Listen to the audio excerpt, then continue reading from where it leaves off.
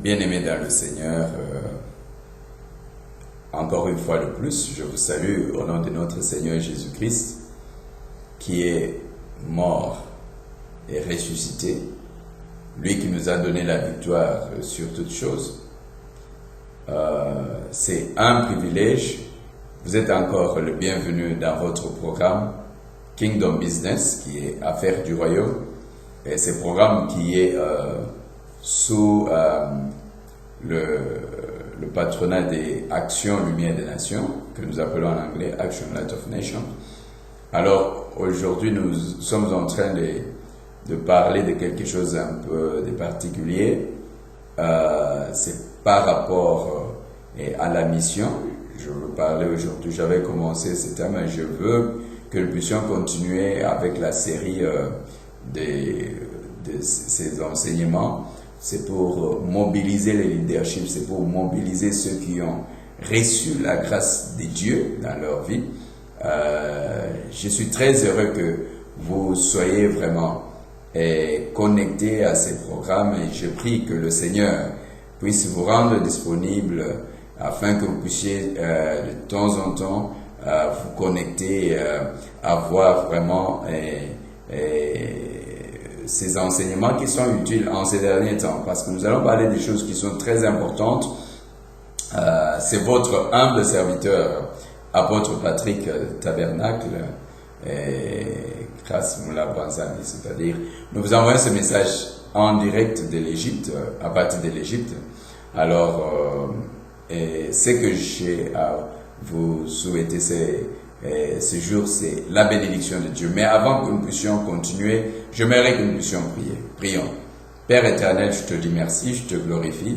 Merci pour ces instants que tu nous accordes. Merci pour ton peuple qui est connecté maintenant. Seigneur, en train de suivre ce message. Je demande que ton Esprit Saint puisse les visiter. Je prie, Seigneur mon Dieu, que tu leur révèles ta volonté en ce moment. Je viens neutraliser tout le plan de l'ennemi au nom de Jésus. Amen.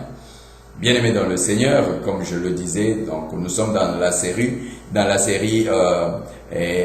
intitulée L'Église et la mission. Vous savez, l'Église est d'abord missionnaire, c'est ça le concept. L'Église doit reconnaître sa mission. Sa mission est d'abord à gagner les âmes, sa mission aussi dans la société. Parce que l'Église n'est pas seulement spirituelle.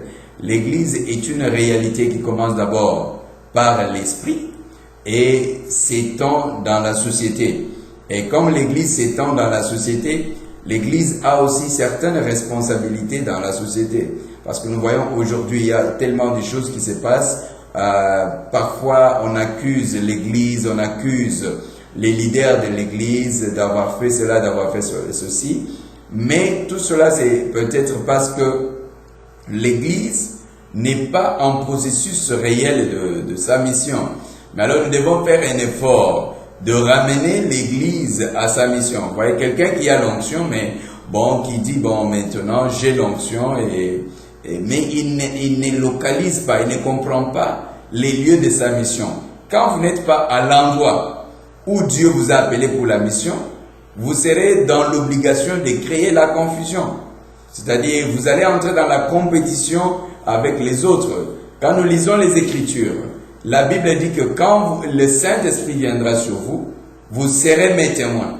C'est-à-dire, vous serez mes témoins non pas seulement à Jérusalem, non pas seulement en Judée, non pas seulement en Samarie, mais jusqu'aux extrémités de la terre. C'est ça la responsabilité de l'Église. D'abord, prêcher l'Évangile. C'est ça d'abord la première mission de l'Église. Mais cette mission n'était pas seulement de se limiter à un seul point. Alors, lorsque la mission se limite à un seul point et que peut-être il n'y a plus besoin de la mission de la grâce que vous avez reçue en ce moment-là et en ces lieux-là, vous devez vous déplacer à un autre endroit. C'est vraiment ça l'œuvre apostolique. Et je vois que l'Église néglige l'aspect de la mission. Beaucoup de gens, j'ai donné cet exemple, un jour j'ai vu quelqu'un qui a quitté le Tchad, qui a atterri dans un autre pays, puis quand on a eu des entretiens, et il me dit, mais écoute, et je te vois, tu prends le jus ici, tu es dans de bonnes conditions. Mais là-bas au Tchad, il n'y a pas, il fait très chaud et parfois même avoir le courant pour... et à cause de cela, il se dit, non, je commence l'œuvre ici. Mais écoutez, vous commencez l'œuvre ici parce qu'au Tchad, il fait chaud. Mais si Dieu vous a appelé au Tchad, restez au Tchad. Allez au Tchad, faites la mission au Tchad. Cherchez comment à contribuer au développement de la société où vous êtes. Donc je parlerai de l'Église et de la société une autre fois. Mais le problème, voilà comment quelqu'un dévie la mission. Et par la suite, il y a les conflits qui se développent. Pourquoi? Parce que la personne a abandonné les lieux où le Seigneur l'a appelé pour la mission. Et à cause de l'envie, la personne se décide, non, je veux maintenant faire la mission dans ce pays parce que j'ai la facilité à boire un bon jus, j'ai la facilité à avoir accès à ceci, à cela. Et quand tu commences à prêcher, il prêche contre ceux qu'il a trouvés. Voilà, ils ne sont pas bien, moi je peux faire ceci, moi je peux faire cela. Mais oubliant qu'il a trouvé ces gens là-bas, que ces gens l'ont accueilli pour faciliter le... Voilà, la plupart, c'est que on ne comprend pas l'esprit missionnaire. On ne comprend pas que je peux exécuter ma mission et quand j'ai fini ma mission à tel endroit, je peux alors prendre mes bagages et partir. Alors bien aimé dans le Seigneur, c'est quelque chose de très important que nous devons comprendre. Là, l'Église et la mission. Je peux prendre aujourd'hui le cas de la République démocratique du Congo. Le Congo est un pays apostolique. Nous avons quelque chose à donner au monde. Le monde peut chercher à nous envahir, mais nous devons comprendre que nous avons quelque chose de très important, mais que nous négligeons à apporter. Comment? C'est-à-dire, quand nous oublions notre responsabilité, notre mission, alors tout le monde se concentre sur place, et en se concentrant sur place, on oublie l'esprit missionnaire. Et qu'est-ce qui se passe? On commence à créer des choses.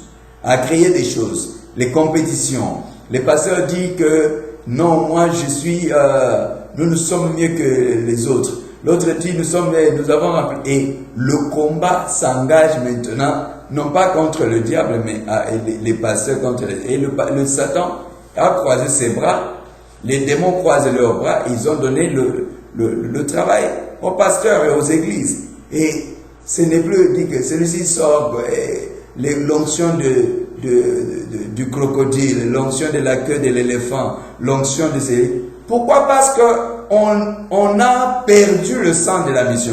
Bien aimé, mais si vous comprenez votre mission, vous savez que Dieu vous a appelé à tel endroit, vous n'allez pas entrer dans un débat, vous n'allez pas entrer dans une compétition qui ne relève pas de votre mission. Vous allez seulement accomplir votre mission. Si vous êtes un apôtre, vous allez fortifier l'Église. Je suis un apôtre. Mon travail, c'est de fortifier l'Église, c'est de renforcer les serviteurs de Dieu, c'est de créer des nouveaux secteurs, et comme on dit en anglais, new areas of the gospel, for the gospel. Alors, donc, créer des nouvelles opportunités et aussi veiller à l'évolution des choses dans l'Église, parce que nous sommes dans une société qui est en train d'évoluer. Alors, les apôtres sont là pour amener un message d'éclaircissement. Quand il y a des problèmes, vous voyez, aujourd'hui, il y a tellement de choses qui se passent dans le monde. On parle des homosexuels, on parle des lesbiennes, on parle d'autant de choses. Et nous voyons les gens se rencontrer, prendre des décisions. Mais le travail des apôtres en ce moment-là, c'est de donner les directives du Seigneur en ce moment-là pour que les gens ne soient pas dans la confusion. Mais parfois, on voit que certains apôtres se cantonnent seulement dans l'église. C'est-à-dire dans l'église locale, il dit que je suis pasteur, je suis apôtre. Mais je reste seulement cantonné à mon église locale. Bien aimé, si tu es apôtre, un apôtre, ce n'est pas le titre, mais c'est une grâce, c'est une mission, c'est un ministère qui est relatif au corps. C'est-à-dire la vision de l'apôtre est une vision globale. C'est-à-dire quand je crée un réseau, c'est pour le bénéfice de l'église tout entière. Ça veut dire que de tout l'impact, les implications ce sont les églises locales qui vont en bénéficier. Ça veut dire on crée une plateforme, on crée les opportunités et dans la pensée de Dieu, selon les plans de Dieu, afin que le peuple de Dieu dans sa globalité, dirigé par les différents pasteurs, puisse en bénéficier. Donc c'est un peu une parenthèse sur la responsabilité d'un apôtre. On parlera de ça autrefois. Mais c'est pas bon qu'un apôtre reste cloîtré, bloqué à l'intérieur de l'église seulement. Non, un apôtre doit être dynamique, doit fortifier, doit aller en dehors aussi de son église, impacter, fortifier les pasteurs qui sont affaiblis, qui passent par des situations difficiles, les encourager d'une manière ou d'une autre. Voilà le rôle d'un apôtre. Alors, c'est comme nous savons que c'est celui qui met la fondation. Quand il y a déjà la fondation dans d'autres zones, tu ne mets pas une nouvelle, mais tu dois fortifier l'œuvre comme elle a été commencée. Alors, je disais que manque de mission entraîne des conflits. C'est-à-dire, quand la personne, pas que vous n'avez pas la mission, quand Dieu vous a donné l'onction, quand il vous a appelé, et il y a un endroit où vous êtes appelé. Aujourd'hui, l'évangile, Jésus-Christ, la Bible dit que l'Esprit du Seigneur est sur moi parce qu'il m'a oint pour annoncer la bonne nouvelle aux pauvres, aux captifs, la délivrance. Mais l'évangile maintenant, on dirait que si tu es pauvre, je parlerai de Jésus des riches. Aujourd'hui, c'est que les pauvres, si vous êtes pauvre avec cette génération, il est difficile que vous puissiez avoir accès à l'évangile. Et pourtant, Jésus-Christ a été oint pour le pauvre. Pourquoi je dis ça?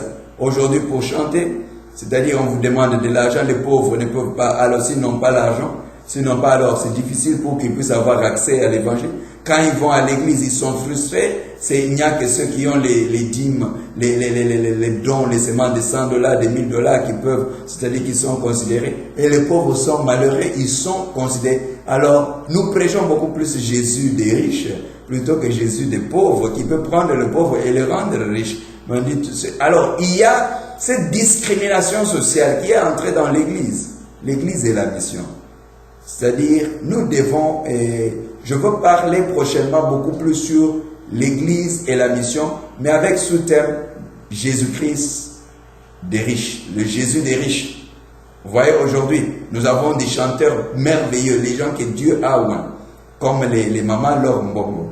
Mais vous voyez aujourd'hui, par exemple, si vous dites, bon, il y a des endroits où les gens ont besoin d'être bénis. Quand vous entendez Maman Laure Mbongo chanter Lokito et que Mobola a commis Mozui, tout ça, c'est des messages prophétiques puissants. Mais pour avoir accès à ces messages, que ce soit sur Internet ou que ce soit par concert, il faut payer, ça devient difficile. Mais les gens comme les Maman Laure Mbongo, les Mike Kalambai, le pasteur Mbiye, Elia, Elia, Elia, Elia, Elia, Elia, j'attendrai jusqu'à ce que ta gloire descende. Nayokayo, Nabasango. Alors, des gens comme ça, c'est des gens qui doivent marcher avec l'évangile. Je sais que le minimum peut leur être accordé, par exemple, le moyen de transport, ça veut dire on peut payer leur ticket et leur séjour. Mais l'évangile doit avoir accès à des pauvres. Les gens qui ont besoin d'être soulevés, les gens qui ont besoin d'être soutenus. Donc, homme de Dieu, c'est-à-dire, vous savez, j'apprécie, je les appelle toujours les ingrédients de Dieu, les Mike Kalambai, les Moïse Matuta, les pasteurs Moïse Mbiye, les Maman Laure Mbongo, toutes ces personnes, c'est vraiment des gens, les frères Patrice, Ngoï Moussoko, tous ces chanteurs, c'est les Matou Samuel, les Denis Ngonde, les groupes de Gaël, les Atomes, c'est les Franck Moulaja. Ce sont des ingrédients de l'Éternel que Dieu a utilisés pour maintenir l'équilibre. Je sais que même pour ceux qui ont condamné la musique en Europe, par exemple, et je parle par exemple avec le mouvement des combattants, Et vous allez vous rendre compte que malgré qu'ils ont refusé les concerts, mais dans leur maison, ils jouent ces musiques. Ils jouent ces musiques, mais vous refusez les concerts en public. Mais dans le secret, vous jouez la musique, vous n'avez pas changé. Donc, je comprends la procédure, la démarche. Mais c'est pour dire que ces gens ont une grande responsabilité. Mais est-ce que l'évangile doit être seulement l'évangile des riches, les Jésus-Christ des riches ou Jésus-Christ de tout le monde, des pauvres? C'est-à-dire le pauvre peut avoir accès. Alors, c'est pourquoi nous parlons de l'Église et la mission. Alors, je ne veux pas continuer aujourd'hui. Aujourd'hui, c'est l'introduction. Nous allons continuer cet enseignement, l'Église et la mission. Nous sommes là pour renforcer le corps de Christ et le message de la fois passée, j'ai parlé des pasteurs qui sont en prison spirituelle, que le Seigneur peut vous restaurer. Dieu a libéré une onction pour restaurer, je ne sais pas, peut-être vous étiez entré dans la compromission, les gens vous ont acculé, vous avez changé l'évangile à cause des pressions parce que vous aviez besoin des foules et vous êtes tombé dans les pièges des fanatiques. Non, vous êtes serviteur de Dieu pour donner ce que Dieu vous a confié. Alors, n'oubliez pas de vous connecter à la grâce que Dieu nous a donnée et Dieu vous restaurera. Nous sommes ici à la montagne, au mont Sinaï. Vous serez toujours les bienvenus ici en Égypte pour expérimenter une autre dimension de la puissance de Dieu. Alors, que vous soyez pasteur, que vous soyez évangéliste, et je vous dis qu'il n'y a pas possibilité que vous soyez connecté à la grâce que Dieu nous a donnée et que votre vie reste la même. Je vous assure, essayez, demandez le signe de Dieu, que vous soyez président de la République, que vous soyez ministre, que vous soyez gouverneur, que vous soyez homme d'affaires, connectez-vous à la grâce et vous allez voir la gloire de Dieu dans votre vie. Parce que c'est une nouvelle saison. C'est la saison de la gloire, c'est la saison de la puissance. Que vous soyez pasteur, connectez-vous à la grâce. Nous sommes là pour renforcer. Nous respectons la mission, on ne veut pas s'embrouiller pour d'autres choses. Mais vous avez besoin d'être planté. Notre mission, c'est de vous renforcer. Vous êtes prophète de Dieu. Vous avez besoin d'être renforcé. Vous avez longtemps souffert. Vous avez besoin. Dites-nous, passez-nous votre sujet de prière. Et vous allez voir la main de Dieu. Dieu va vous visiter là où vous êtes. J'ai dit, vous êtes pasteur, vous êtes prophète, vous êtes évangéliste, vous êtes, quel que soit, vous êtes homme d'affaires, femme d'affaires, politicien, élève, vous avez des problèmes, tout ça, quel que soit, contactez-nous, on va prier pour vous et vous allez voir la gloire de Dieu et Dieu va faire de grandes choses dans votre vie. N'hésitez pas. Alors je vais prier avec vous. L'Église et la mission. C'est un nouveau son des cloches. Que Dieu puisse vous bénir. Nous allons prier. Père éternel, je te dis merci. Je te glorifie pour ce moment que tu nous as accordé. Merci pour ton peuple que tu as connecté en ce moment. Merci parce que tu nous réveilles et tu nous restaures. Tu es les dieux qui réveillent. Merci pour l'Église et la mission. Merci parce que tu nous as appelés à des endroits spécifiques. Seigneur, pour une mission particulière. Je te dis merci pour ton peuple, que tu enlèves de la distraction. Je te prie, Seigneur, que là où il y avait des conflits, que tu amènes la paix, la réconciliation et le pardon. Père éternel, je prie aussi pour les ingrédients de l'évangile, qui sont les musiciens, les Mama Laure, les pasteurs Moïse Mbie, les Michael Lambaye. Seigneur, et tout le reste, je prie que tu les bénisses. Que tu les bénisses et que tu leur donnes l'occasion de faciliter l'évangile, Seigneur, partout, jusqu'aux extrémités de la terre. Que tous les obstacles que l'ennemi avait amenés, que cela soit neutralisé au nom de Jésus. Père, je prie pour tes serviteurs, les pasteurs, les prophètes, les évangélistes, tout celui qui était affaibli, tout celui qui était affecté dans son ministère. Je te prie, Seigneur mon Dieu, que tu puisses intervenir, que tu puisses les restaurer. Tous ceux qui passaient par les menaces, les pressions pour être engloutis, je te prie, Seigneur, que tu puisses intervenir. Je prie pour ceux qui sont en train de prier avec moi, les hommes d'affaires, les femmes d'affaires. Père, visite-les, Seigneur. Donne-leur les signes. Comme ils se connectent à la grâce que tu m'as donnée, bénis-les au nom de Jésus. Je prie pour ceux et celles qui n'accouchaient pas. Laisse que ta main puisse les toucher, Seigneur, afin qu'ils puissent avoir des enfants au nom de Jésus-Christ. Ceux qui étaient déclarés infertiles, improductifs, je les déclare fertiles, productifs, au nom puissant du Seigneur Jésus-Christ. Ceux qui étaient déclarés stériles, je les déclare fécondes au nom puissant du Seigneur Jésus. Merci Père, tous ceux qui étaient déclarés pauvres, je les déclare riches. Merci de frayer le chemin, Seigneur, à leur faveur. Je prie que tu donnes la sagesse et l'intelligence à tous les dirigeants politiques. Seigneur mon Dieu, visite-les. Je viens annuler tous les plans cachés de l'ennemi. Au nom puissant du Seigneur Jésus. Tu es le Dieu des nations. Et je prie, Seigneur, pour toutes les nations de l'Afrique. Visite-les, visite aussi les autorités. Conduis-les dans la vérité, par ton Esprit Saint. Au nom de Jésus. Amen. Bien-aimés dans le Seigneur, soyez bénis. N'hésitez pas de nous soutenir aussi dans ce travail de l'Évangile. Appelez-nous par le numéro et puis apportez votre soutien dans l'Évangile. Nous sommes dans ce pays d'Égypte et la mission a besoin de soutien. Si vous aimez la mission, n'oubliez pas que nous avons besoin de votre soutien pour faire avancer la mission. Et n'oubliez pas de vous joindre aussi comme intercesseur. Nous avons besoin des gens qui prient nuit et jour pour le réveil parce que nous sommes pendant la période que nous appelons la période de la pluie du Saint-Esprit sur le pays d'Égypte.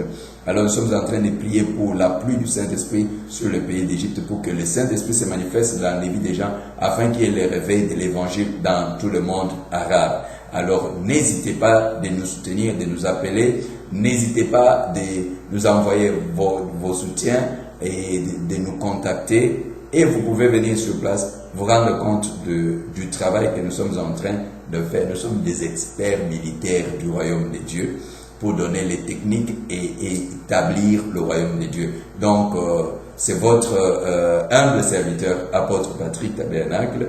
Donc, nous vous aimons et nous sommes là pour vous. Et Dieu fera de grandes choses. Si tu doutes, essaye.